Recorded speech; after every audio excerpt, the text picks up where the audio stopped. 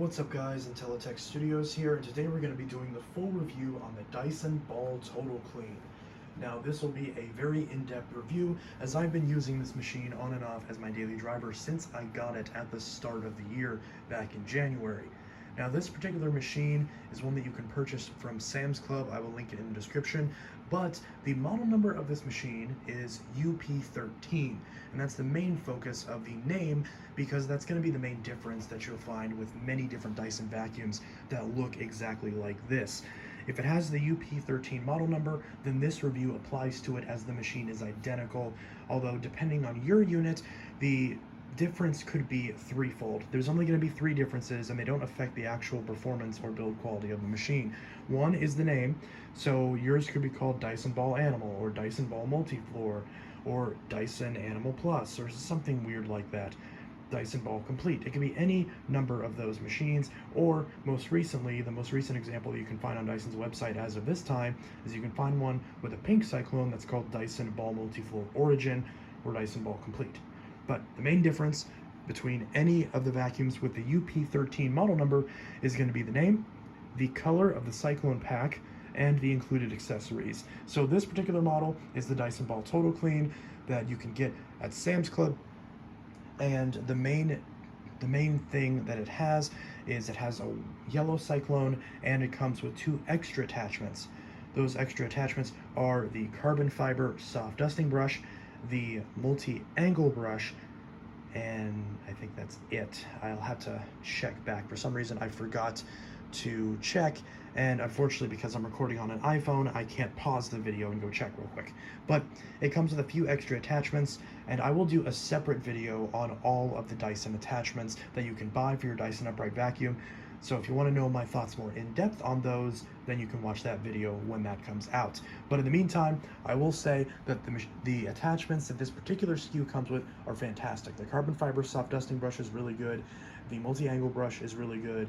And pretty much all the Dyson attachments that I have are really good, whether it's the tangle-free turbine, whether it's the soft dusting brush, whether it's the standard or the carbon fiber. The mattress tool is really good. I use that all the time. I actually prefer that to the included upholstery tool. And there's a few others as well, including the Dyson flat out tool, which is great for getting underneath very, very low objects that the cleaner head doesn't get under. And again, there's many others, but the main thing we'll focus on is the ones that are on board, because these are the ones that are going to be consistent with every one of these Dysons. So on board you have two attachments. You have an upholstery tool right here, which is also known as a stair tool by Dyson, and this actually does work pretty well. I haven't had any real issues with it, other than this, unlike the older Dyson attachments, doesn't have any sort of suction bleed off valves, and this machine doesn't have any sort of suction control, which is one of the biggest downfalls to this machine that I don't like, is that it has amazing suction, which is great, but the suction in many cases is almost too much, and in some cases it is too much. And especially when it comes to attachments, having that crazy amount of suction is not always necessary. And that's why I prefer to use the mattress tool, because it has little slots on the side and it's much bigger, so the suction goes a little bit further. So this upholstery tool works very well, but when you put this on the end of the hose or on the end of the wand, it will cause the hose to constrict, and it will stick to a lot of things that you attach it to, whether that be couches or stairs or mattresses. So you kind of have to have a good amount of upper arm strength to use the hose on a Dyson, because this has so much suction, it will fight you a little bit when you're using certain attachments, including this one. But as long as you can handle that, the actual performance of this tool and of the hose in general is excellent, and I'll show you how to use the hose in just a couple seconds. So this stores right on board on this little bracket right here. I showed you how to install this on the unboxing video for this machine, but it's very simple. And right here we have a combination dusting brush and crevice tool. And again, the crevice tool doesn't have any sort of suction bleed off valves like the older Dysons, but it still does work very well. Again, I just wish that the machine had some sort of suction control, and I'll show Dyson how they can add that in a second, because I think that'd be an excellent feature to add to your newer models. So this dusting brush works very well. It's very soft, and it does an excellent job at dusting. So this is one of the best two-in-one tools that I found on any upright vacuum. I still generally prefer separate attachments, but this actually works very well. And the one benefit of the crevice tool being inbuilt to the brush is it means you have a little bit of extra reach on the brush. So this combined with the wand on the back gives you a really good amount of reach, and I've had no problems getting up all into sort of corners around my house, around my living room, around my upstairs, around my bedroom, all that sort of stuff. I've had zero issues, and the hose stretches out to about 16 feet, and I've had no problems getting upstairs either, with the exception of the last step or two. So this hose, I'll show you how to pull this off in a minute. I will real quick say that for some reason my combination tool has a weird design flaw where the brush doesn't click into place, because the brush, you're supposed to be able to press this button and pull it down out of the way and push it until it clicks into place. But if you notice, it doesn't click. So a lot of times when I use the brush, it'll pop back down. So that's a little bit frustrating how it is like that out of the box, but I haven't yet called Dyson about this, but I'm pretty sure they would replace this under warranty, but I haven't tried that yet because I honestly just keep forgetting. But it does make using this a little bit frustrating, but this is the first time I've ran into this issue. So if you push your brush all the way to the end of the crevice tool and it doesn't lock into place, then call Dyson and have them replace it, because this is supposed to click into place with this button, and this one doesn't. So you also can push this button and pull the brush off entirely if you find that it gets in the way, and it's very easy to pop it back on as well. So very versatile with that tool, and this clips on just like that. Now Dyson for some reason recommends that you store it like this. I don't like that. It gets in the way, it rattles around a bit. I like to store it with the brush down like this, but it doesn't really matter. So next thing I'm going to show you, since we are on the topic of the wand, is the way that you access the wand is pretty self-explanatory. So your cord is wrapped up right here. You've got a 30-foot cord. Love that. Wish it was a little bit longer. 35 feet is ideal. Dyson has made models with 35-foot cords. This one has a 30-foot cord, and I haven't had any problems with it. So I love the nice long cords. One thing I would suggest that Dyson does is, because on these newer Dysons, this handle doesn't release with the wand, because the handle stays behind on the machine. I'd like to see Dyson, since the cord comes out right here, I would much like to see Dyson put a cord clip right here on the handle, because a lot of people have complained about the fact that whenever you pull off the cable, which you can very easily do by turning this, the entire cable comes off. A lot of people have complained about the fact that you have to remove the entire cable in order to access the wand. Now that doesn't bother me very much, but one thing that would be nice is to have a clip right here, so that way you can pull the cord out of the way. So if I had a clip where I could clip the cord right here, let me show you a little bit more vividly. So if there was a clip right here where I could clip the cord right up here and keep it out of the way, that still wouldn't get in the way of the wand, yet it still would allow me to keep the cord nice and out of the way. Now the cord is still relatively high up when compared to a lot of other machines, but it's still not as high as it could be. So Dyson adding a cord clip to this handle would be an excellent improvement, and I'm sure a lot of people would appreciate that. That used to be a feature on a lot of the Phantoms, and it is a feature on a lot of the Shark vacuums, but because on all of those machines you have to remove the wand and the handle as one piece, that means that you have to move the cord out of the clip in order for that to be usable for the hose. And Dyson could very easily capitalize on that and add a clip right here on the handle, since this handle always stays on the machine. So that would be a nice little addition that I'd love to see, but to be honest, it doesn't really bother me too much, because the way that I usually get around that is I simply just put the cord in right there, so right where the actual cord clip is, and I basically use that as a cord clip, because whenever I want to use the wand, it's very easy to just pop that out of the way, flip up the wand cap, and pull the wand out. So like I just demonstrated, it is very easy to pull out the wand cap and pull out the wand. So on this model, the wand is red, and you attach your attachments directly onto the wand like so. So where this little button is, you just attach this right here. This will focus. So you can see where this little notch is, it just clicks into place, and that stays in place very securely. And then you just push this button and pull this out. Now you have to hold the button while you pull the tool out. That is something that Dyson has addressed on their newest attachment fitting, but in the US that attachment fitting only applies to cordless machines, and we have not seen the newer Dyson attachment fitting adapted on their uprights. So if you have both a Dyson upright and a Dyson cordless, unfortunately you can't use the attachments interchangeably unless you get some sort of adapter. So looking at the wand, we can pull the wand all the way out until it clicks into place, and now the wand is locked in for above floor cleaning, and you can stretch out the hose however far you want to. Now you want to be careful because when you pull the hose at a certain angle, the vacuum can tip over, so that can be a little annoying if it gets caught on something like the edge of a table, but as long as you're mindful of it, it shouldn't be a problem. And you press this red button right here to remove the wand, and there's no way to store the wand on the machine while you're not using it. So if you're just using the hose, you have to set the wand aside. A lot of people have complained about that, but I personally don't mind it all that much because it's very easy to set this aside. And because this is bright red, it's not like you're going to lose it because you have to put it back on in order to wrap up the vacuum properly. So the likeliness of you actually losing that is not very likely. And older Dysons, this wand will be made out of metal, so the build quality on this plastic one isn't as good, but the advantage of it is it makes the vacuum a lot lighter. It's a lot lighter when you're actually using the wand, so it's a lot more pleasant to use, and it's cheaper. So if you do somehow lose or break this, it's a lot easier for you to replace, usually only about $25 instead of the normal wand with the handle on the older Dysons, which is usually like 50 or 60.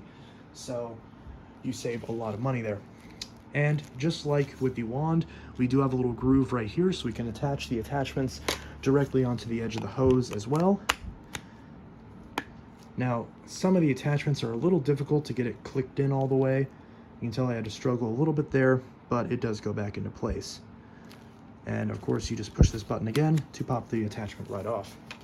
And all that works very well. So those two attachments fit right on board. And once you're done using the hose, it's very easy to just push this button and slide the wand into place. Now you want to be careful when you're sliding the wand back in because the bottom of the hose right here, if this will focus, the bottom of the hose right here can sometimes get warped over time. And when the bottom of this hose does get warped, sometimes the wand won't like to go into the back of the machine all the way. So you want to make sure you're mindful of that, and if you're struggling to get your wand back into the machine, it's probably your hose, because this wand should fit in very easily. It should not take a lot of effort to fit this wand back into the machine. It should just slide right in very easily, right into the grooves right here, and once it slides into the grooves and it's flush, you can slap the wand cap shut just like that.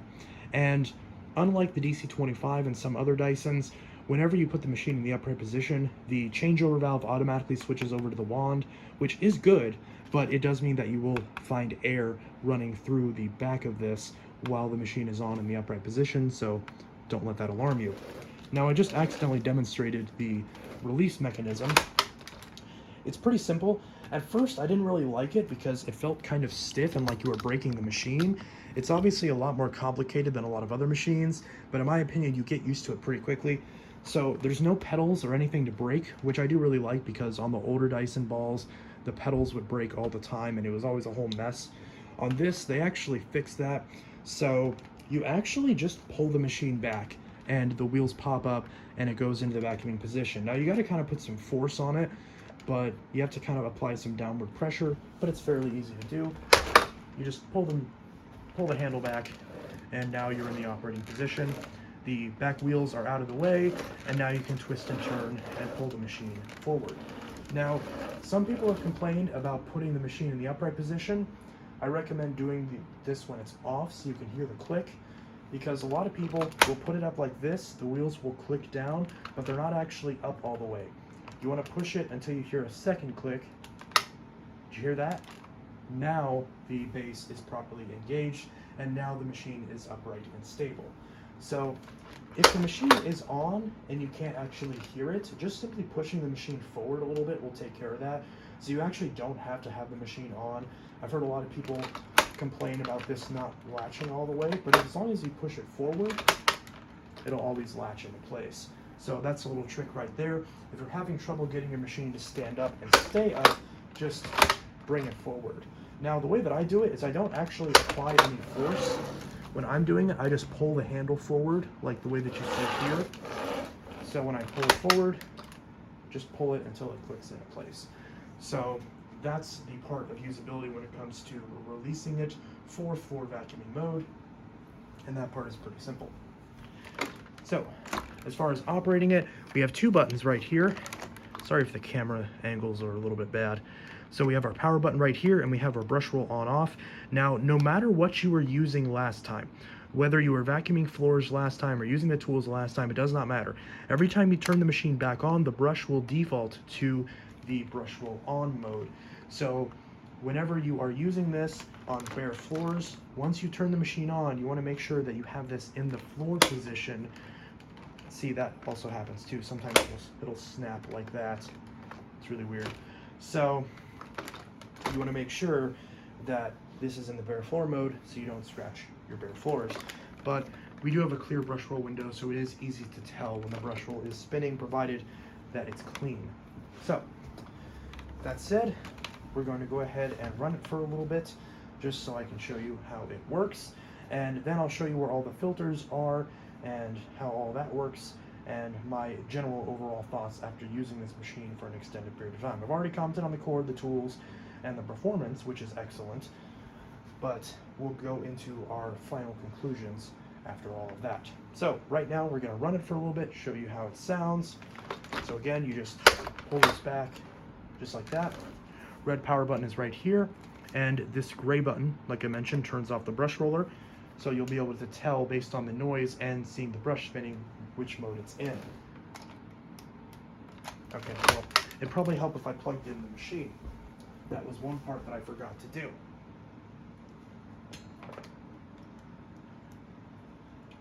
Okay. Plugs in very easily.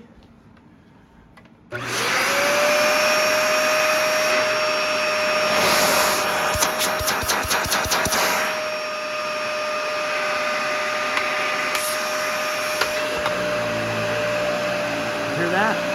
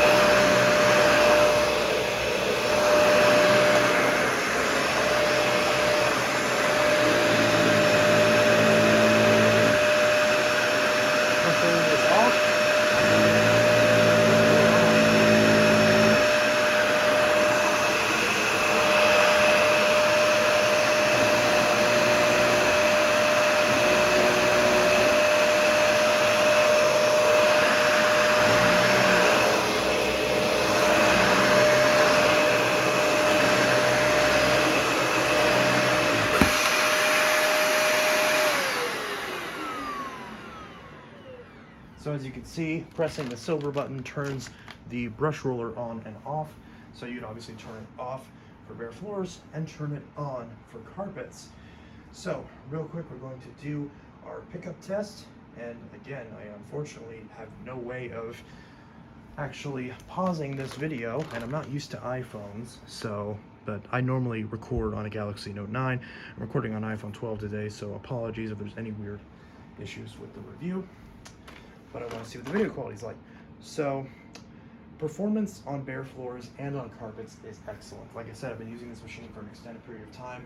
This is one of the best carpet cleaners that I have, which is saying a lot because Dyson did not used to be known for having even remotely acceptable performance on carpets in terms of deep cleaning, to the point where a lot of carpet manufacturers would straight up not warranty carpets if you had a Dyson. Now, I'm not sure about that policy with this machine, but I do know that the performance on carpets is excellent. So if you have a lot of other machines, especially when you compare this to something like a Shark, the Dyson will perform a lot better on any sort of carpeting. However, there have been some people that have complained about certain types of carpeting and not really working well with the Dyson. And the odd thing is that the perception changes based on the review. Some reviewers will say, or some consumers who are reviewing the product will say that short pile carpets don't work because it just sticks to it and it can't move, and it ends up not wanting to work on said carpeting. And then other people say that deep pile carpets don't work for the same reason, that it just seals down to the carpet and refuses to push.